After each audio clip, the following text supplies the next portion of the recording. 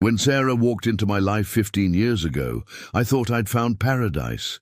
She was this vibrant soul who lit up every room, a successful real estate agent with an infectious laugh and dreams as vast as the ocean. The beach house we built together was supposed to be our sanctuary, our piece of heaven on earth. Little did I know, she was planning to turn it into a battleground, bringing her new man to my doorstep with demands and threats. But sometimes the biggest surprises come from the most carefully laid plans, and they were about to learn that the hard way. Before we jump back in, tell us where you're tuning in from, and if this story touches you, make sure you're subscribed, because tomorrow I've saved something extra special for you. I still remember the day I met Sarah like it was yesterday. It was during a charity gala in Newport Beach, where the California elite gathered to pretend they cared about marine conservation while sipping overpriced champagne. I wasn't supposed to be there. My construction company had just finished renovating the venue, and I was doing a final walkthrough when she caught my eye. Sarah stood out from the crowd, not because of her designer dress or perfectly styled blonde hair, but because of how she commanded attention without even trying. She was in deep conversation with a group of potential donors, her hands moving animatedly as she spoke about sustainable housing development. Her eyes sparkled with a passion that made everyone around her lean in closer, wanting to catch every word. I was just a contractor who'd worked his way up from nothing, building my company brick by brick, project by project. But something about her made me feel like I could conquer the world. When our eyes met across the room, she gave me a smile that would have made any man's heart skip a beat. Later that evening, as I was checking some final details near the terrace, she approached me. "You're the one who transformed this place?" she said, not asked. Her voice carried the confidence of someone who already knew the answer. "I've been admiring the craftsmanship all evening." That was Sarah. She noticed details others missed, appreciated the work that went into creating something beautiful. We talked for hours that night, long after most of the guests had left. She told me about her real estate business, how she specialized in luxury beachfront properties, helping people find their dream homes along the coast. I shared stories about my construction company, the challenges of building in coastal areas, and my dream of creating spaces that would last generations. Our courtship was a whirlwind of beach walks, sunset dinners, and long conversations about our shared vision for the future. Sarah understood my drive because she had it too. She knew what it meant to build something from scratch, to pour your heart and soul into your work. Or at least, that's what I thought. Within a year, we were married. The ceremony was intimate, held on the same beach where we would later build our dream home. Sarah had found the perfect plot of land, a stunning oceanfront property in Laguna Beach that most people would have dismissed as too challenging to develop. But I saw the potential, and Sarah's eyes lit up when I described how we could create something extraordinary there. I spent 2 years building that house, putting everything I had into making it perfect. Every detail was carefully chosen, from the floor-to-ceiling windows that brought the ocean view into every room, to the custom-built infinity pool that seemed to merge with the horizon. The master bedroom faced the sunrise, just as Sarah wanted, and the private beach access was built to preserve the natural dunes she loved so much. The house became my masterpiece, a testament to everything I believed in: quality, dedication, and the power of turning dreams into reality. Sarah would often join me during construction, offering suggestions, discussing finishes, making it feel like our shared vision coming to life. She had an eye for design that complemented my technical expertise perfectly.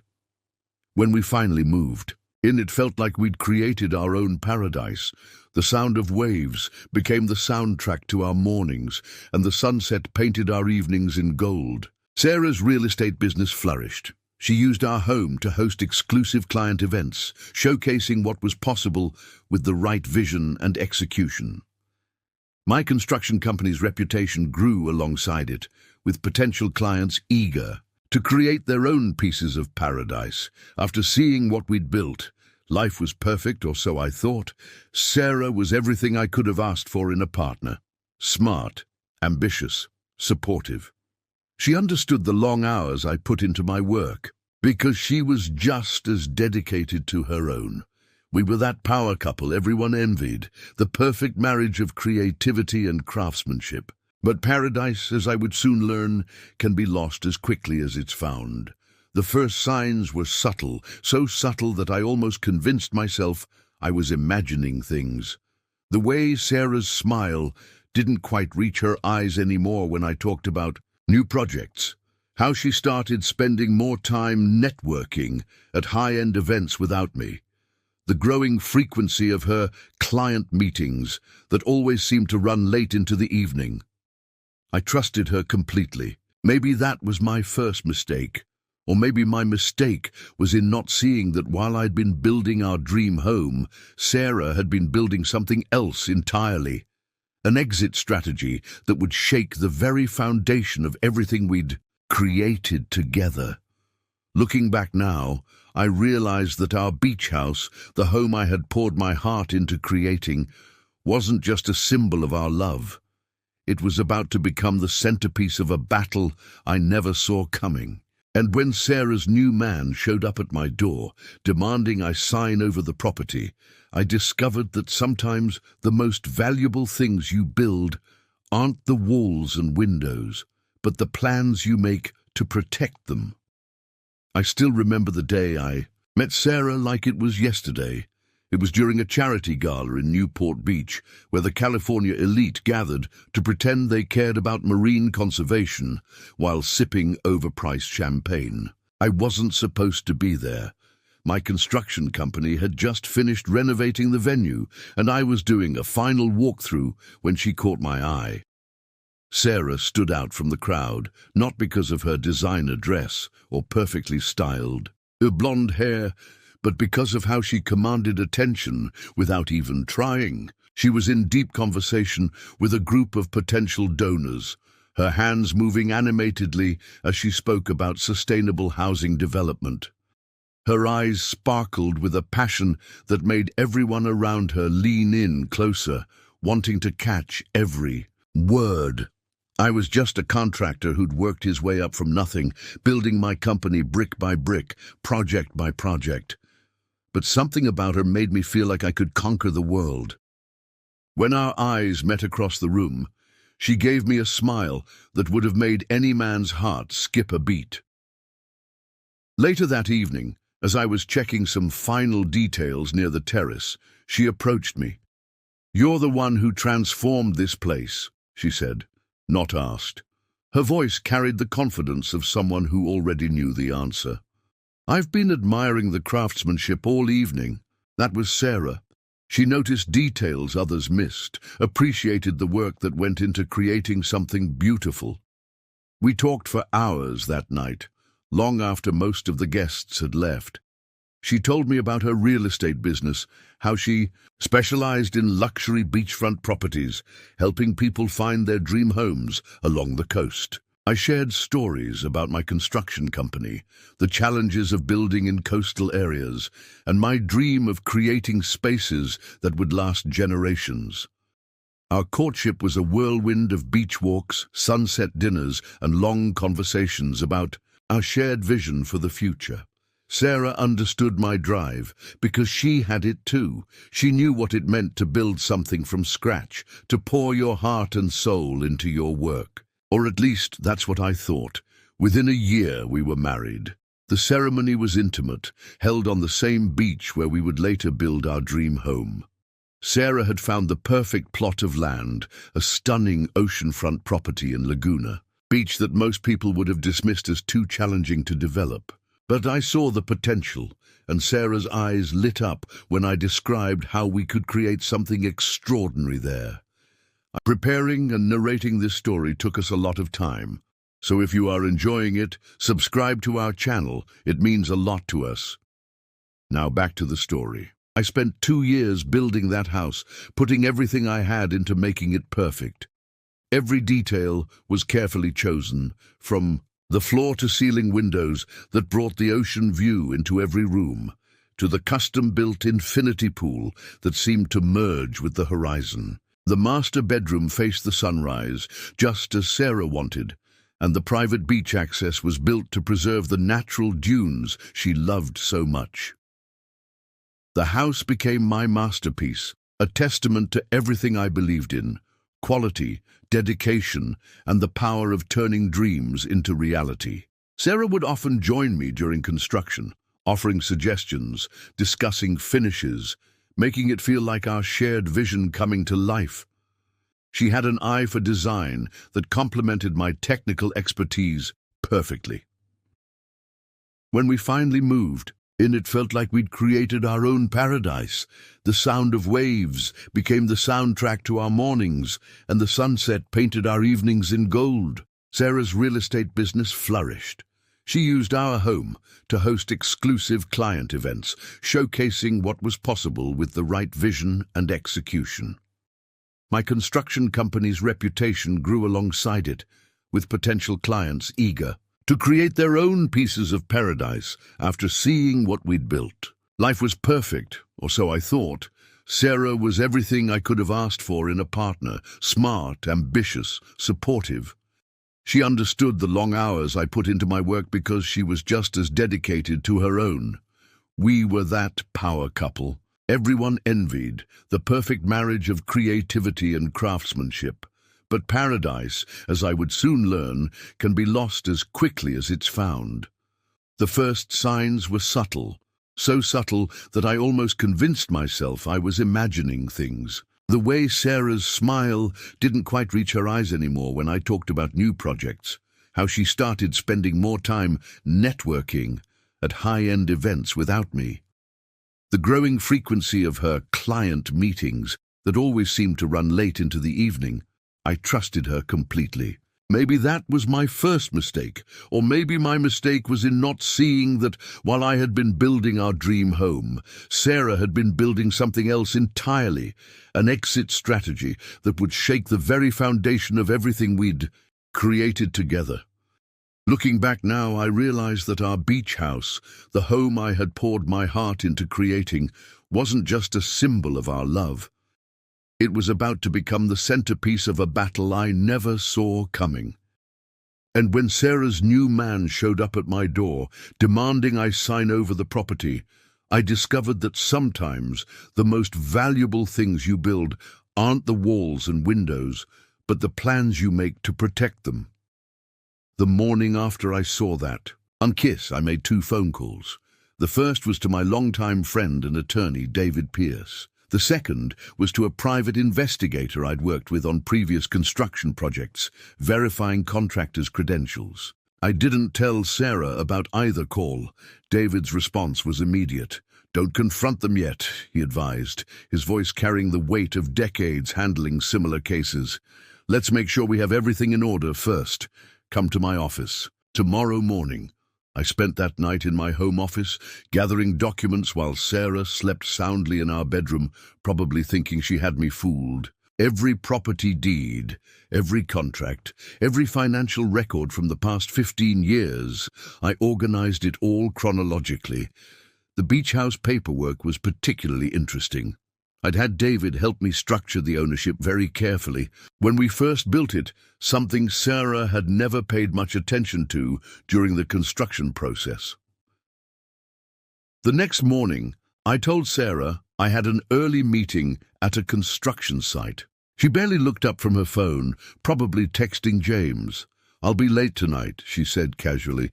"Dinner with clients." The lie rolled off her tongue so easily now. David's office overlooked the Pacific, though its view wasn't nearly as spectacular as our beach houses. He listened intently as I laid out everything I'd discovered, occasionally nodding or making notes. When I finished, he leaned back in his chair, a slight smile playing at the corners of his mouth. "Well," he said, "they're in for quite a surprise." He pulled out a thick folder from his desk drawer. Remember all those legal structures we set up when you first started getting serious with Sarah, the ones you thought might be excessive? I nodded. Back then I'd thought David was being overly cautious. Now I was thanking my lucky stars for his paranoia. The beach house, David continued, is owned by your construction company through a specialized trust. Sarah has no claim to it. It's a corporate asset, not a marital one. He paused, letting that sink in. But here's what's really interesting. I've been doing some digging into James Morrison. The next hour was eye-opening. James wasn't quite the real estate mogul he pretended to be. His last 3 development projects had failed spectacularly, leaving investors high and dry. He was leveraged to the hilt, using his family name and charm to keep attracting new investors while previous ones sued for their money back. He's looking for a lifeline, David explained, and your beach house, which he probably thinks he can get through Sarah, would make excellent collateral for his debts. The pieces started falling into place. James hadn't just seduced my wife, he'd selected her, probably after researching my assets. Sarah, with her real estate background, would have seemed like the perfect mark. She knew the property's value, but didn't understand the legal protections around it. So what's our play? I asked David. We wait, he replied. Let them make their move. Something tells me they won't be patient much longer. He was right. 3 days later, Sarah initiated what she probably thought was a casual conversation about our future. We were sitting on the deck, watching the sunset, something we hadn't done together in months. She'd made my favorite dinner, opened an expensive bottle of wine. Classic setup. I've been thinking, she said, swirling her wine glass, maybe it's time for a change. This house, it's beautiful, but it's really more your dream than mine. I took a sip of wine, saying nothing. Let her continue. James has made an interesting proposal, she went on, trying to sound nonchalant. He's willing to buy the house, more than market value. We could both start fresh, do new things. James wants to buy our house. I kept my voice neutral, curious. Sarah's eyes lit up, probably thinking I was interested. Yes, he has amazing plans for the property. We could use the money to explore new opportunities. You could expand your business inland, where there's more growth potential. And where would you be in all this? She hesitated for just a moment. I'd be managing the property's transformation with James. It's a fantastic opportunity, Nathan. For both of us. I nodded slowly, watching the sun sink into the ocean. I'll think about it, I said finally. That seemed to encourage her. Over the next few days, she became more insistent, alternating between sweet-talking and subtle criticism. The house was too much maintenance. The market was at its peak. We should cash out while we could. Each argument was clearly rehearsed, improbably fed to her by James. A week later, they made their move. I came home to find James sitting in my living room, Sarah beside him, a stack of papers on the coffee table between them. They looked like a power couple from a luxury real estate magazine, him in his tailored suit, her in a designer dress I'd never seen before. Nathan, James stood, extending his hand like we were old friends. Sarah and I have been discussing the house situation. I think I have a proposition that will benefit everyone. I shook his hand, noting how soft it was compared to my contractor's grip. Really? Do tell. He launched into a well-practiced speech about market opportunities, property development, and maximizing return on investment. The kind of smooth talk that probably worked wonders on his other victims. Sarah sat there nodding, practically glowing, as she watched him. Bottom line, James concluded, I'm prepared to offer you 20% above market value for the property. Cash deal, quick close. He slid the papers across the table. Everything's ready to sign. You just need to transfer the deed and we can all move forward. I picked up the documents, pretending to review them. This is an interesting proposal, I said carefully, but I have a question. Did Sarah tell you who actually owns this house? James frowned slightly. It's your marital property, of course. Sarah's name is on the utilities, the tax bills. Ah, I interrupted, unable to help the smile spreading across my face. That's where you're wrong.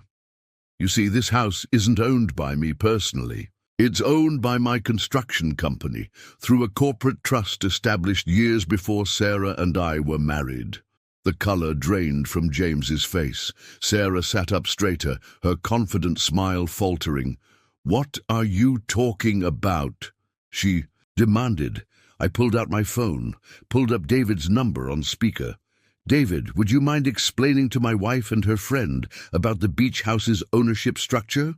David's voice filled the room, calm and professional. "Certainly. The property at 1847 Ocean Drive is owned by Coastal Construction LLC through the Pacific Trust established in 2008. It's a corporate asset, not marital property. Mrs. Walker has no ownership claim to it whatsoever." The silence that followed was deafening.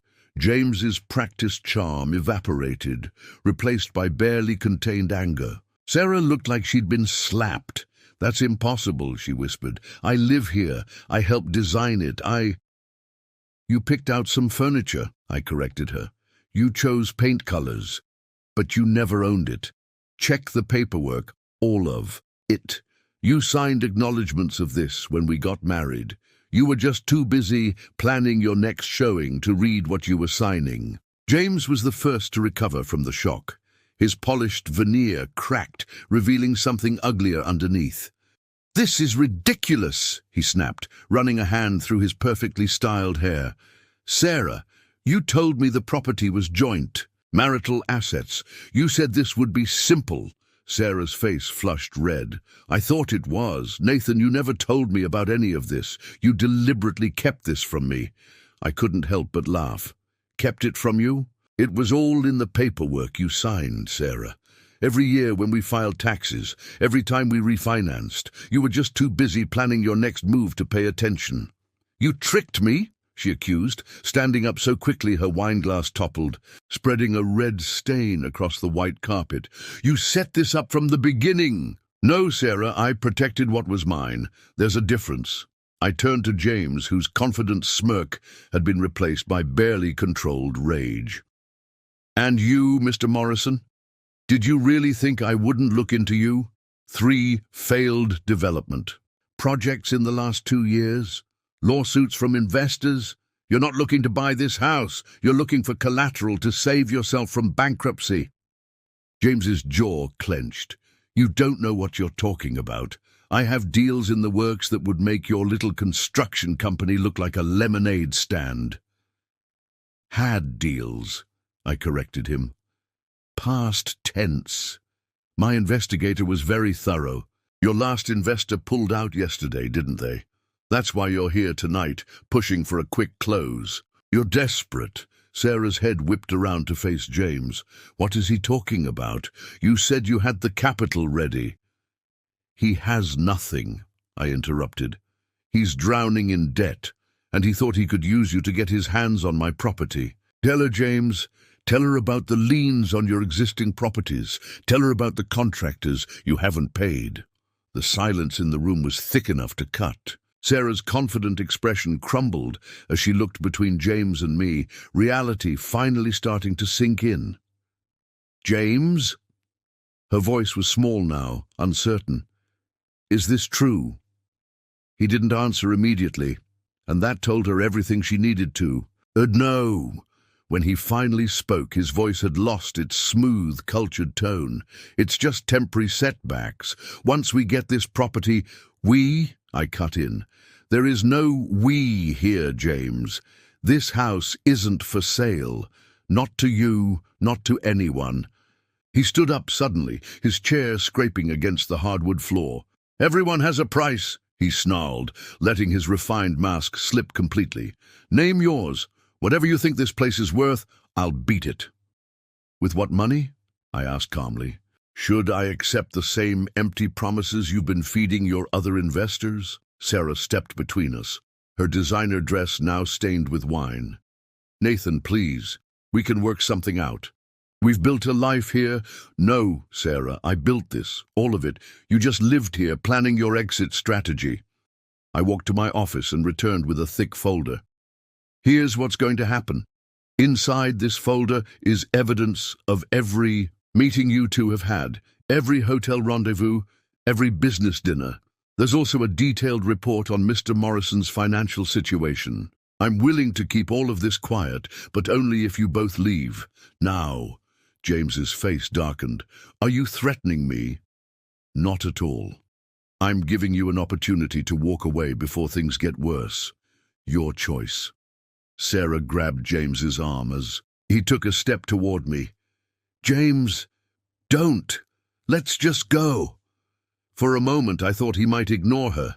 His hands were clenched into fists and I could see the rage building behind his eyes. But then his shoulders slumped and the fight seemed to drain out of him. This isn't over, he muttered. But we both knew it was. Sarah lingered after James stormed out.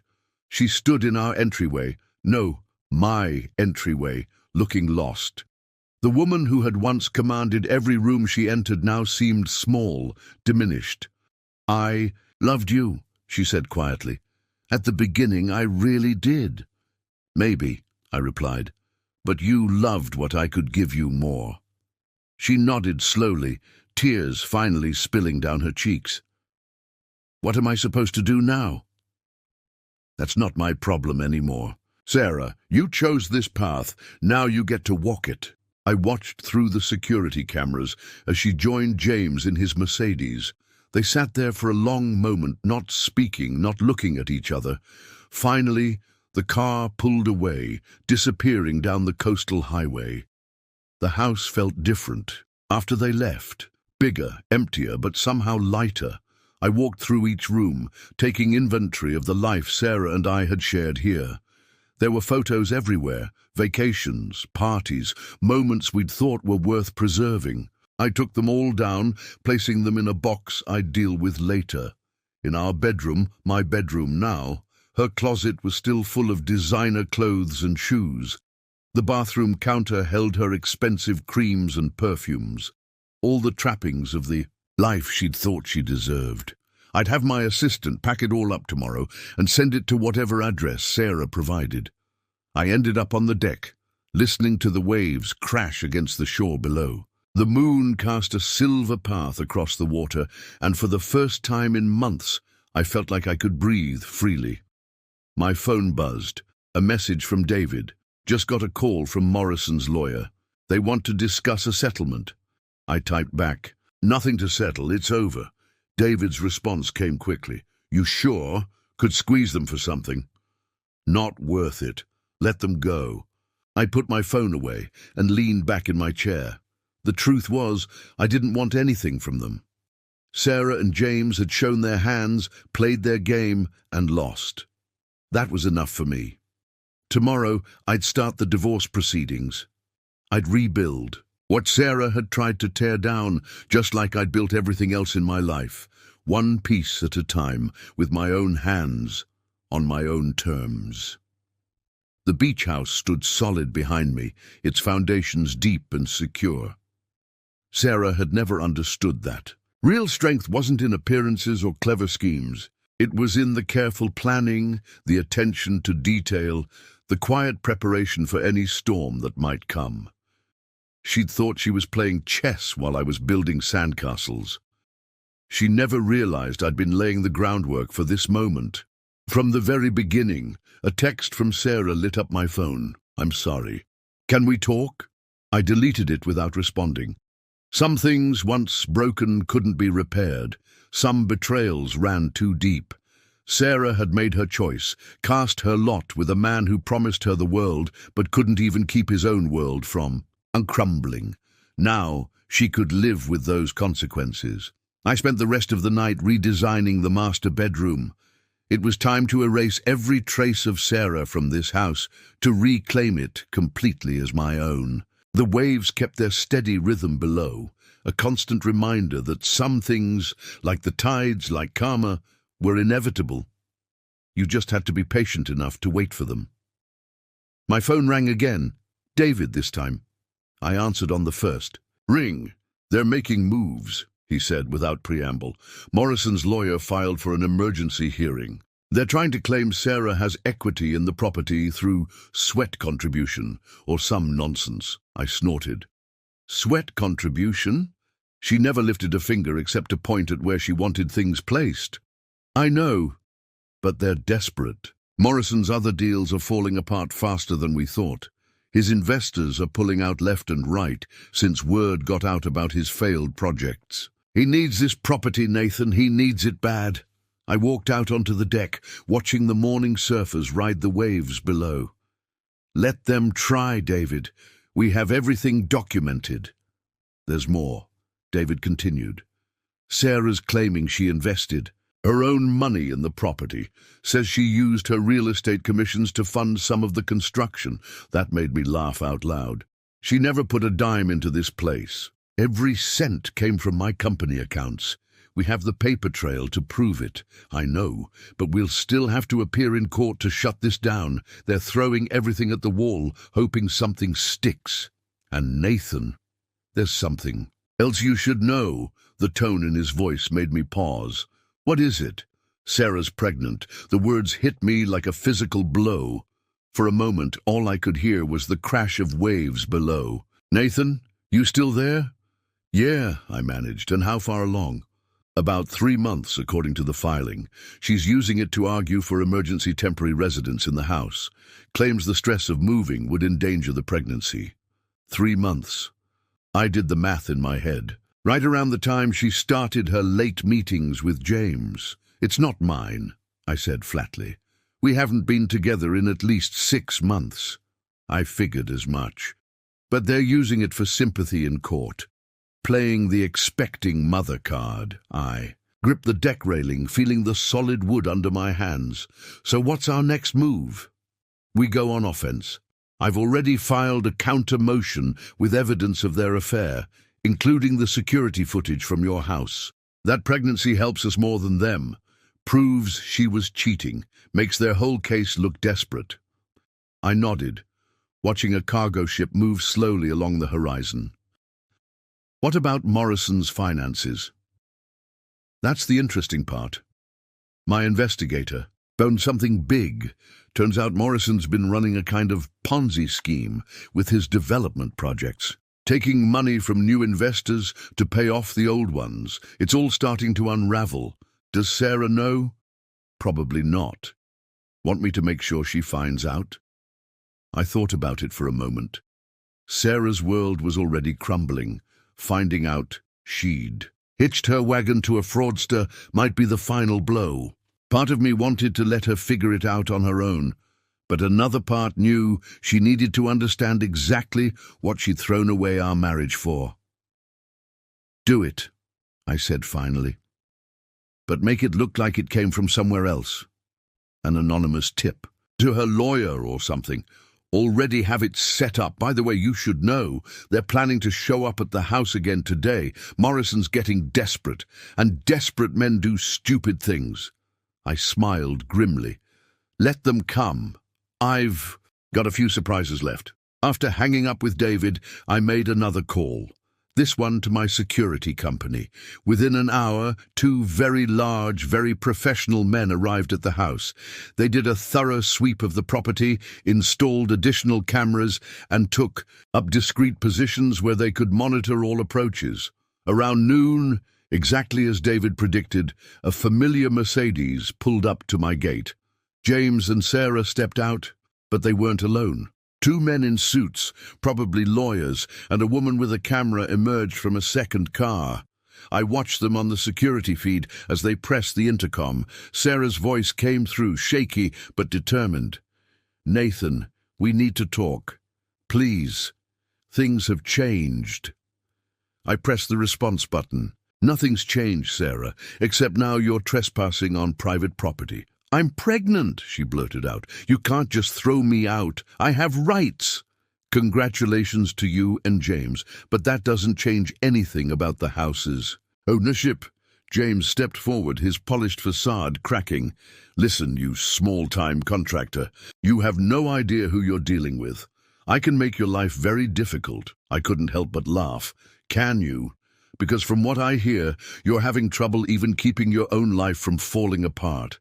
How many investors have pulled out this week, James? How many lawsuits are you facing? That hit home. I watched his face contort with rage on the security monitor. You think you're so clever, he snarled. But money talks. Everyone has a price. You keep saying that, I replied calmly. But you don't have any money to talk with, do you?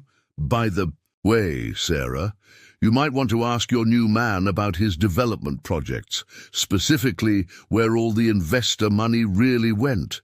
I saw Sarah turn to James, confusion written across her face. What is he talking about? James grabbed her arm, trying to pull her back toward the car. He's lying, trying to cause problems between us. But Sarah stood her ground. James? What investor money? This is neither the time nor place. Actually, I interrupted through the intercom, it's the perfect time. Sarah, check your phone. I believe your lawyer just received some very interesting documents about Mr. Morrison's business practices. Sarah pulled out her phone, her hands shaking slightly as she read whatever had just been sent to her. The color drained from her face. A Ponzi scheme? She whispered. James, tell me this isn't true. James's reaction told her everything she needed to know. He spun away from her, ran his hands through his hair, then turned back with the desperate look of a cornered animal. I can explain everything, he started, but Sarah was already backing away from him. You used me, she said, her voice breaking. You used me to try to get Nathan's property, to save yourself. Sarah, baby, it's not like that. Once we get the house, She laughed bitterly. There is no we, James. You played me just like you played your investors. I watched as the scene unfolded on my security monitors. Sarah's lawyers looked uncomfortable, clearly realizing they'd backed the wrong horse. The woman with the camera, probably brought to document their supposed triumphant return to the house, was slowly backing away toward her car. James made one last desperate play. He turned toward the camera, straightened his tie, and tried to summon up his old confident smile. Nathan, let's be reasonable. We can work something out. A partnership, perhaps. Your construction expertise, my development connections. Your development connections are about to be wearing prison jumpsuits, I replied. I'd quit while you're ahead, James. The FBI tends to frown on investment fraud. That was the final straw. James's mask shattered completely. He grabbed a decorative rock from my front garden and hurled it at one of the security cameras. Before he could do anything else, my security team emerged from their positions. Sir, one of them said firmly, you need to leave the premises now. Any further actions will be considered criminal trespassing and assault. James looked like he wanted to fight, but even he could see he was beaten. Without another word, he stormed back to his Mercedes and peeled out of my driveway, leaving Sarah standing there with her lawyers. She looked up at the remaining security camera, and for a moment I saw the woman I'd fallen in love with 15 years ago. Vulnerable, real, without the manipulative mask she'd worn for so long. I really am pregnant, she said softly. I know, I replied. Good luck with that, Sarah. I mean it. She nodded once, then turned and walked away.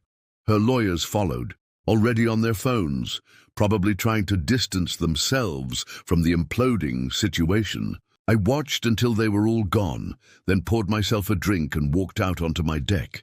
The ocean stretched out before me, constant and unchanging. Somewhere out there, James Morrison was watching his carefully constructed world crumble around him. Sarah was facing the consequences of her choices, and me, I was right where I belonged, in the house I'd built, stronger for having weathered the storm.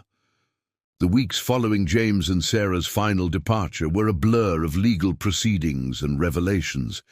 Every day seemed to bring new details about James Morrison's crumbling empire. His Ponzi scheme had run deeper than anyone initially suspected, with millions of dollars missing from investor accounts. The FBI had opened a formal investigation, and his face was plastered across local business news. Not quite the publicity he'd been hoping for.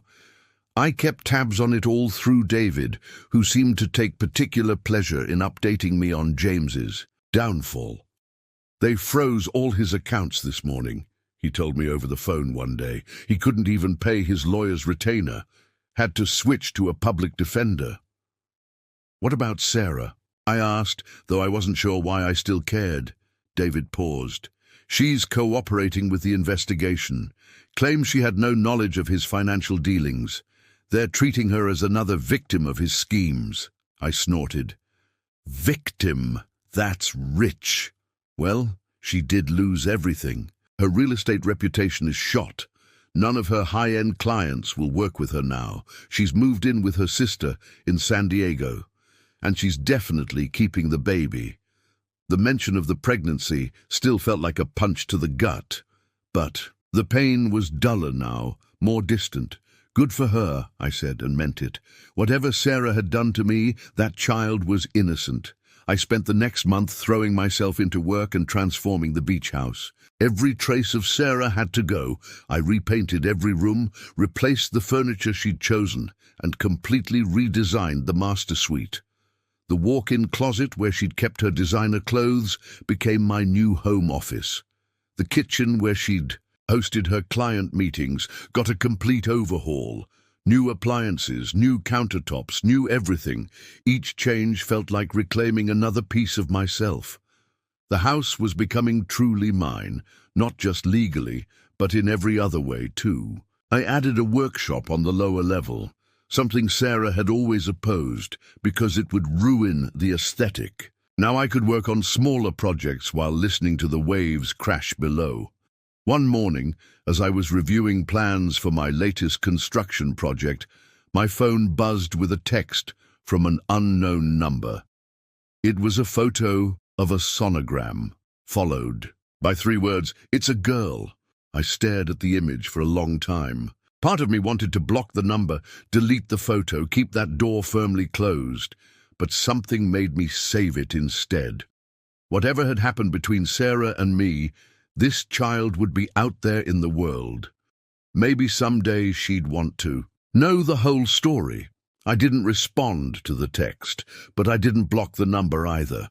The divorce proceedings moved forward quickly, especially after James's arrest. Sarah didn't contest anything, signing away any claims she might have tried to make on my properties or business.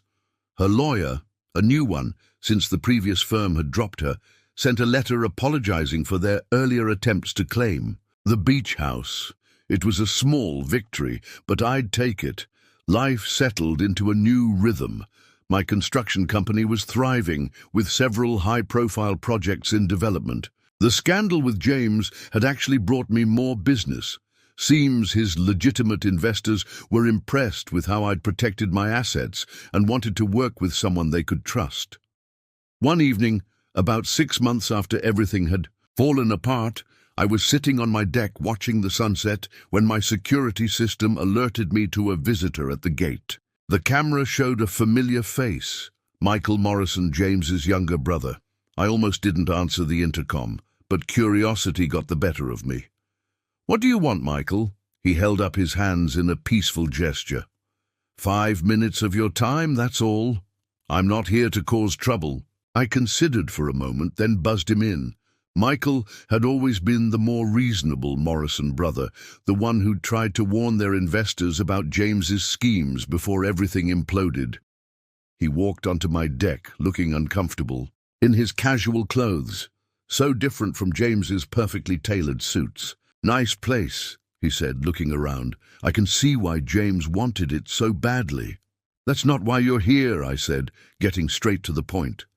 Michael sighed. "No, it's not. I came to apologize for my brother for what he tried to do to you, and to let you know he won't be bothering you again. He took a plea deal this morning, looking at 8 to 10 years. I nodded slowly.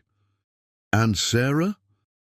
"She testified against him, provided emails, texts, everything showing how he manipulated her into trying to get your property.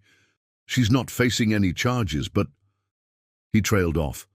"But she's having a rough time. The baby's due in a few months, and she's basically starting from scratch. No job, no home of her own, her reputation in ruins. She won't take help from our family. Can't blame her for that, I guess. I took a sip of my drink, letting the information sink in. Why are you telling me this? Michael looked out at the ocean. Because my brother destroyed enough lives with his schemes. The least I can do is try to make some small amends. Sarah's not innocent in all this, but she's carrying my niece. I just thought you should know what's happening. After Michael left, I sat on the deck long into the night, thinking about everything that had happened. The house around me was quiet, peaceful. No more schemes, no more lies, no more betrayals. Just the sound of waves and the salty breeze. My phone buzzed again. Another text from Sarah's number. This one was different. I know I don't deserve forgiveness, but I want you to know I'm truly sorry. Not just for what I did, but for not appreciating what we had. You built something beautiful here, Nathan. Something real. I was too blind to see it. I read the message several times, but didn't respond. Some things couldn't be fixed with words, no matter how sincere. Some bridges, once burned, needed to stay that way.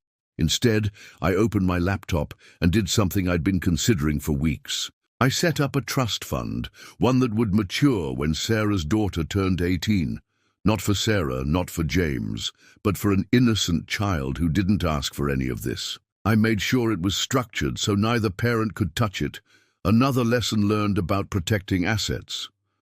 The next morning, I walked through my house, no qualifiers needed, and felt nothing but peace. The ocean stretched out before me, constant and unchanging. The waves would keep coming, just like life's challenges, but I had built something strong enough to withstand any storm. Sarah's final message remained unanswered, and the beach house stood proud against the coastline, its foundations as solid as the day I laid them. Some people might have seen the past months as a story of betrayal and loss, but I saw it differently. It was a story of building something strong enough to last, of protecting what matters, and of learning that sometimes the most valuable thing you can build is not a house, but a future that's truly your own. 1 year to the day after Sarah and James's failed attempt to take my beach house, I stood in my newly redesigned living room, hosting a different kind of gathering. My construction company had just completed its biggest project yet, a sustainable luxury resort development up the coast, and we were celebrating with the team that had helped make it happen. David arrived early, carrying an expensive bottle of scotch. You know, he said, looking around appreciatively, I never liked what Sarah did with this place. Too pretentious. This suits you better. He was right. The house had transformed over the past year. Gone were the delicate, impractical furnishings Sarah had insisted on. Now everything was solid, functional, but still beautiful. Handcrafted. Wood furniture, local artwork, and materials that could stand up to sandy feet and sea air. It felt like home in a way it never had before. Heard anything recent about our friends? I asked, though I already knew most of it through the business grapevine. David helped himself to a glass of scotch. James is settling into federal prison. His appeal was denied last month. The investigators found even more missing money. Looks like he'll serve the full 10 years. I nodded. And Sarah? Had the baby 3 months ago. A healthy girl, from what I hear. Named her Grace. He paused, studying my reaction. She's still living with her sister, trying to rebuild her life. Started working at a small real estate firm in San Diego, much different clientele than her luxury days. The news about the baby stirred something in me, but not in the way it once had. I'd kept my distance, just as I'd planned, but I'd also maintained the trust fund I'd set up for Grace. The paperwork was solid. Neither Sarah nor James would ever be able to touch it. It would be there for Grace when she turned 18, along with a letter explaining everything. You're a better man than most, David commented, noting the faraway look in my eyes. Setting up that trust for the kid? I shrugged. Children shouldn't pay for their parents' mistakes. As more guests arrived, the house filled with the kind of warmth and laughter it had never known during my marriage. My team members brought their families, kids ran around the deck, and nobody worried about scuffing the floors or spilling on the furniture. This was what a home should feel like. Later in the evening, as the party was winding down, my project manager pulled me aside. "Boss, you need to see this." He handed me his tablet, opened to a local business news site. The headline caught my eye. "Disgraced developer's ex-wife opens recovery center for fraud victims." The article showed a photo of Sarah, looking different than I remembered. Simpler, more genuine somehow. She'd opened a small counseling center in San Diego, helping people who'd been victims of investment fraud and relationship deception. The article quoted her discussing her experiences with James and how they'd led her to want to help others. The greatest fraud, she was quoted saying, wasn't just financial. It was believing that happiness came from appearances and status rather than genuine connections and honest work. I handed the tablet back, feeling an unexpected sense of peace. Maybe Sarah had learned something valuable from all this, just as I had. The next morning, as I cleaned up from the party, my security system alerted me to a delivery at the gate. It was a small package from an address in San Diego. Inside was a handwritten letter and a photo of a tiny baby girl with Sarah's eyes. "Dear Nathan," the letter began, "I've written this letter 100 times in my head, but words seem inadequate. I know you've set up a trust fund for Grace. My lawyer told me about it. I want you to know that even though she'll never know you as her father, she will know you as the man who showed kindness when he had every reason not to.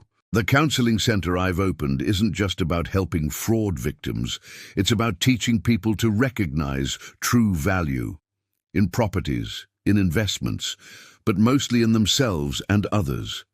You taught me that lesson, though not in the way either of us would have chosen. I'm not asking for forgiveness or trying to rewrite the past. I just wanted you to know that your beach house wasn't the only thing with solid foundations. The lessons I learned from losing it and from watching how you handled everything have helped me build something new, something honest this time. Grace will grow up knowing the difference between real strength and fake power, between earned success and stolen glory. That's the legacy of what happened between us, and maybe that's worth something. Take care of yourself, and thank you for being better than I deserved. Sarah, I set the letter down and walked out onto my deck. The morning sun was turning the ocean to gold, and surfers were already dotting the waves below.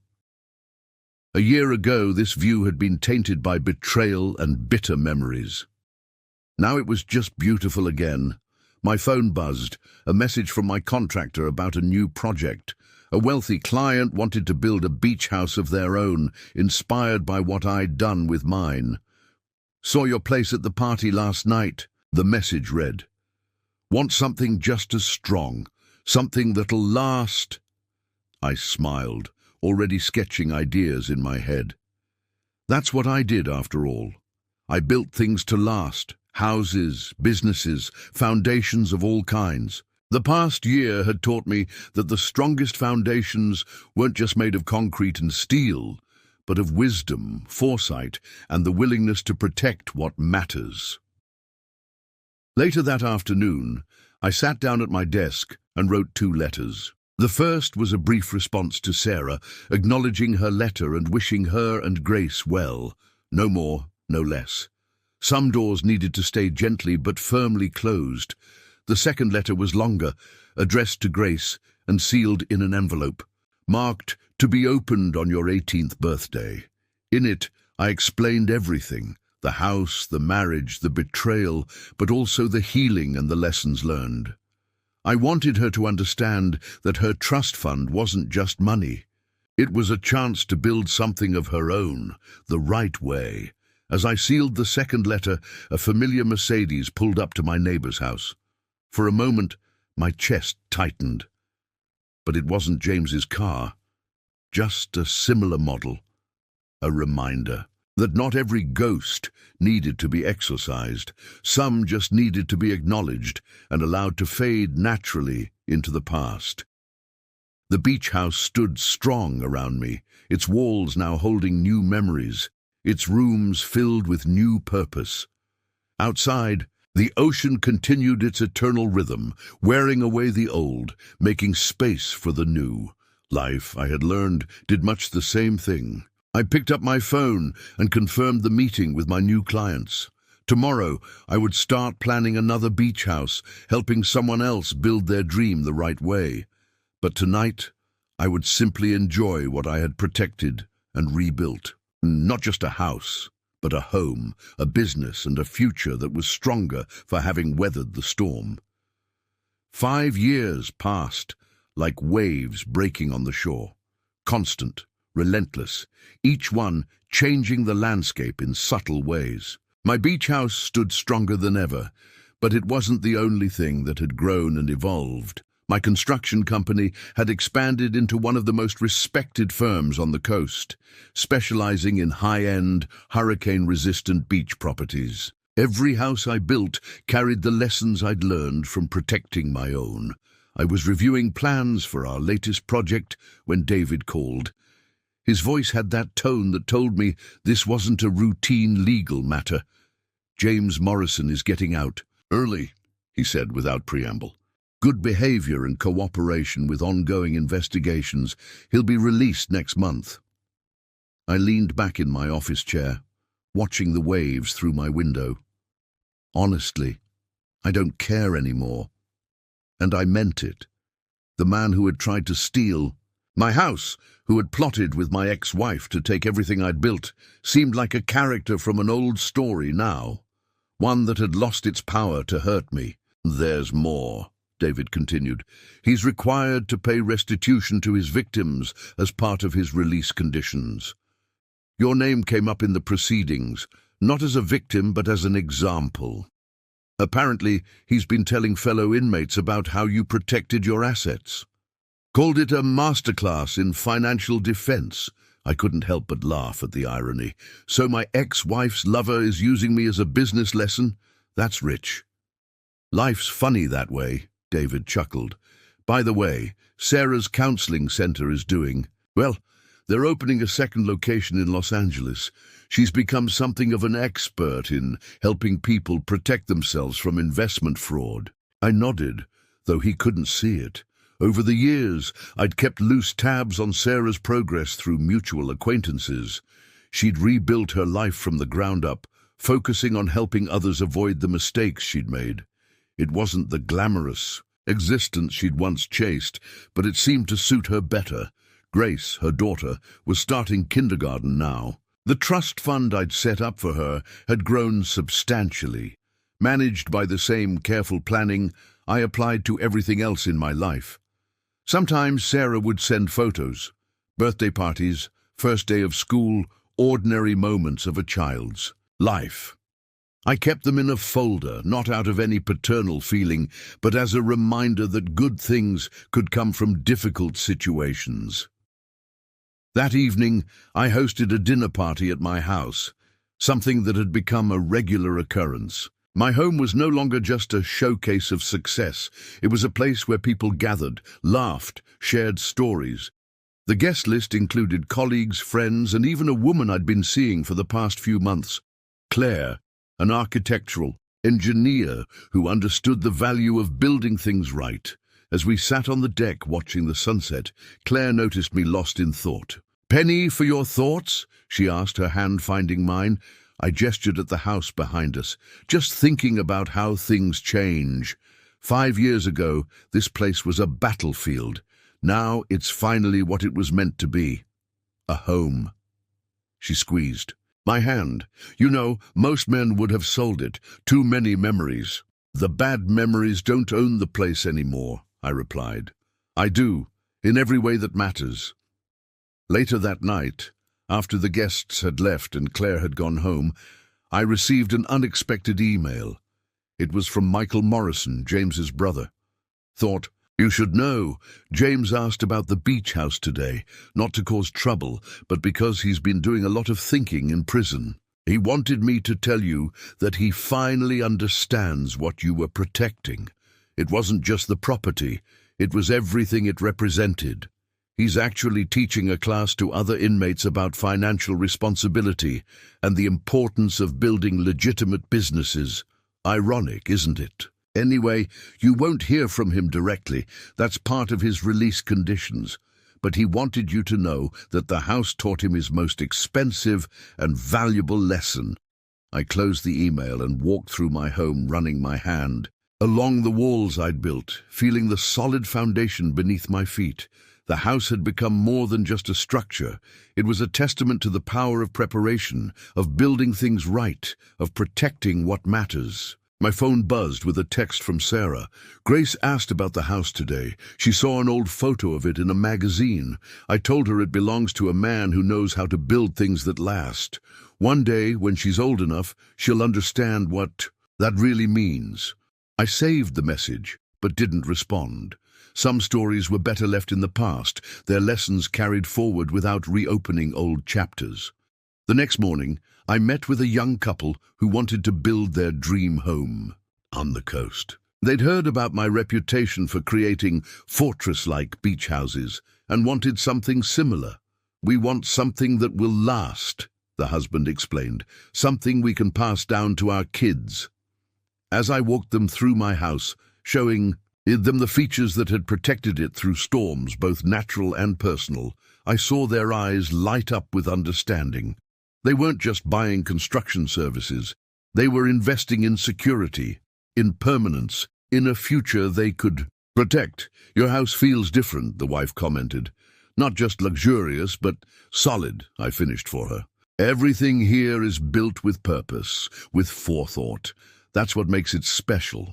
As I worked on their design plans that afternoon, Claire stopped by with lunch. She looked over my shoulder at the sketches, understanding without words why I included certain features, why every detail mattered. You're not just building them a house, she observed. You're building them a fortress. I'm building them what I built for myself, I corrected. A place that can weather any storm. She smiled, getting it completely. That's what I appreciated about Claire. She saw the layers beneath the surface, understood that every strong structure started with careful planning. The sun was setting when I finished the preliminary designs. I walked out onto my deck, Claire beside me, and watched the ocean turn golden. 5 years ago, I'd stood in this same spot, watching my life seemingly fall apart. Now I stood here stronger, wiser, and finally at peace. The beach house had been worth fighting for, not just because of its monetary value, but because it represented everything I believed in.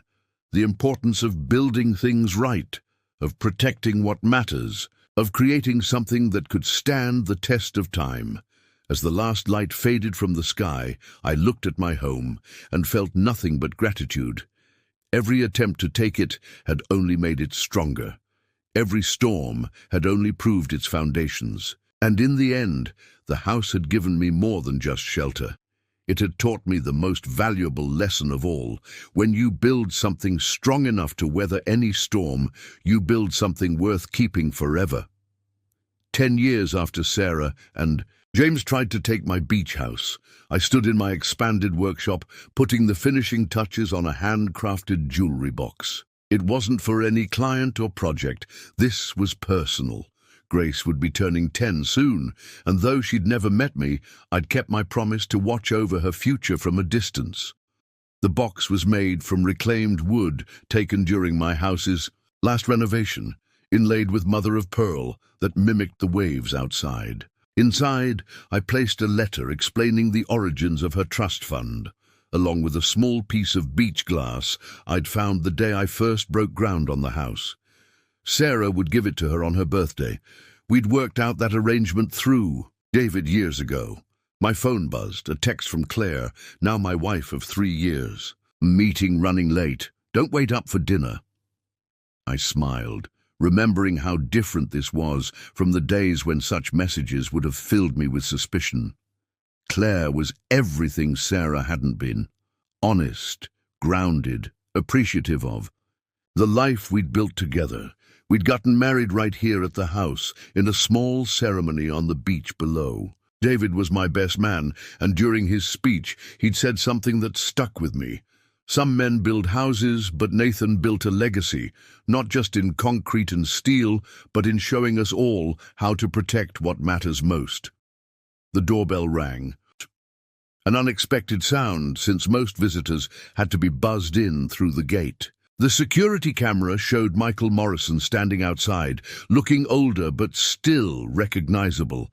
I let him in, curious about this unannounced visit. He'd kept in loose contact over the years, occasionally updating me on James's progress, but we hadn't spoken in months. "Sorry to drop by like this," he said, following me to the kitchen. "But I thought you should hear this in person. James passed away last night, heart attack."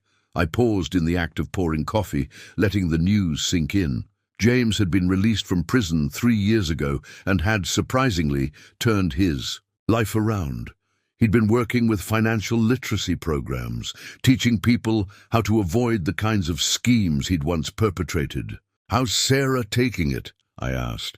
Though I wasn't sure why I cared, Michael accepted the coffee I offered. "She's okay. They hadn't spoken since his release, but she'd forgiven him in her way. She's more concerned about Grace. She's been asking questions about that time in her mother's life." I nodded slowly. Grace was getting to the age where she'd naturally be curious about her past.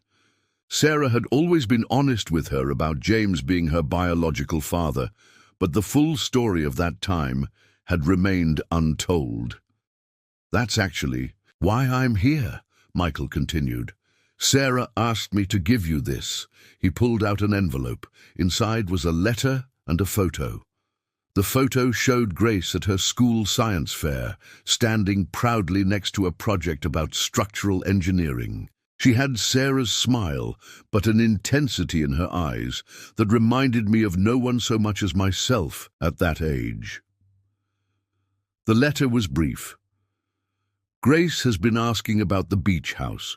She sees my work at the counseling center, helping people protect themselves from fraud, and she wants to understand where it all began. I've told her the basics, that I made terrible choices, that I hurt good people, but she's also asked about you. She knows about the trust fund, knows that someone has been looking out for her future. I think it's time she understood the whole story. If you're willing, I'd like to bring her to see the house, not to dredge up the past, but to help her understand the importance of building things right. You always understood that better than anyone." I set the letter down and walked to my window, looking out at the house that had become so much more than just a structure. Over the years, I'd expanded it thoughtfully, adding spaces that reflected my life's evolution. The workshop, where I now spent peaceful hours crafting furniture, the library where Claire read architectural journals, the expanded deck where we hosted gatherings for friends and family. "Tell Sarah yes," I said finally. "But not just a visit. If Grace is interested in engineering and construction, tell her I'm starting a mentorship program at my company. We teach young people about building things the right way, not just structures, but lives, careers, futures. She'd be welcome to join." Michael smiled. "You're a better man than most, you know that?" I shrugged. "I just believe in building things that last." After Michael left, I walked through my house, remembering all the battles it had weathered. The walls that Sarah and James had tried to claim now held photos of my new life with Claire. The kitchen, where they'd once plotted to take everything from me, was where Claire and I now cooked dinner together, laughing and planning our future. My phone buzzed again, an email from David. "Heard about James. You okay?" I replied simply, "Better than okay. Some chapters just need to end for others to begin." That evening, as Claire and I sat on our deck watching the sunset, I told her about Sarah's request and my decision to offer Grace a place in the mentorship program. "You're not just teaching them about construction, are you?" she asked, understanding as always. "No," I admitted. I'm teaching them what I learned the hard way, that anything worth having is worth protecting, and anything worth building is worth building right. Claire leaned her head on my shoulder, and we watched the waves below. The beach house stood strong behind us, no longer a symbol of what I'd almost lost, but of everything I'd gained. Its walls held stories of betrayal and redemption, of endings and beginnings, of lessons learned and wisdom earned. In the end, Sarah and James had tried to take my house, but had given me something instead, a deeper understanding of what it meant to build something truly lasting. Every attempt to steal it had only made it stronger. Every storm had only proved its foundations. And now, 10 years later, it wasn't just a house anymore. It was a testament to the power of building things right from the start. As the sun dipped below the horizon, I thought about Grace and her science fair project. Maybe something good could come from all of this after all. Maybe the next generation could learn from our mistakes, could understand the importance of creating something real, something honest, something built to last. The beach house had taught me that the strongest structures aren't just made of concrete and steel. They're built on integrity, forethought, and the wisdom to protect what matters most. That was the real legacy I could pass on, not just to Grace, but to anyone willing to learn the value of building things right. Claire squeezed my hand, understanding my thoughts without words. Above us, stars began to appear in the darkening sky, and the sound of waves provided their eternal rhythm. The house stood strong, a beacon on the coastline, its lights warm and welcoming. It had weathered every storm, survived every attack, and emerged stronger. Just like me. Tomorrow, I would start planning the mentorship program, creating something new from the ashes of the past. But tonight, I simply sat with my wife, in the home I'd built and protected, grateful for every lesson learned and every storm weathered. Because in the end, that's what life is. Not just building things, but building them right, building them to last, and protecting them with everything you have. Up next, you've got 2 more standout stories right on your screen. If this one hit the mark, you won't want to pass these up. Just click and check them out. And don't forget to subscribe and turn on the notification bell so you don't miss any upload from us.